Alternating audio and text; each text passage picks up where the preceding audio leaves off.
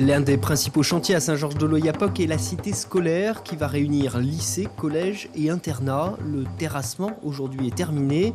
Débute désormais la mise en place des voiries et réseaux. La première rentrée est attendue en 2022.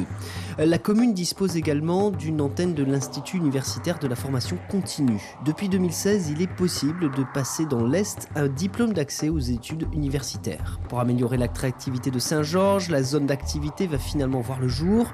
Important terre à l'abandon à l'entrée de la commune, 60% des parcelles ont été finalement commercialisées à des entreprises du BTP, du transport, ainsi qu'à EDF. Côté construction, après les déboires du lotissement Gabin qui peine à trouver des locataires depuis 2010, un autre programme immobilier voit le jour. Il a été lancé avec la Seine-Samar et concerne 300 logements. Le foncier est en cours d'étude. La coopération avec le voisin brésilien Oiapoque n'avance pas malgré l'ouverture du pont en 2017. Elle constitue pourtant l'une des clés du développement de Saint-Georges. L'harmonisation douanière est complexe et prend du temps.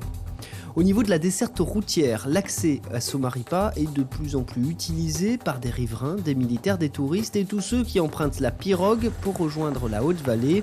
La transformation de la piste en route carrossable fait partie de l'enveloppe de l'État annoncée pour 3 routes en Guyane, avec celles de Papaeston et de Petit-Saut. En termes d'énergie, les perspectives sont vertes. La commune est pionnière pour disposer d'ici quelques années d'un système intégralement alimenté par des énergies renouvelables grâce à la très prochaine centrale biomasse, la rénovation de la centrale hydraulique du Somaripa et l'arrivée d'installations de stockage. Le défi sera de pouvoir connecter les écarts. Enfin, Saint-Georges accueillera dans les prochaines années un port de pêche, projet piloté par le Grand Port Maritime de Guyane. Un appel est lancé pour une machine à glace. Suivez l'info sur Guyana Première, télé, radio et internet.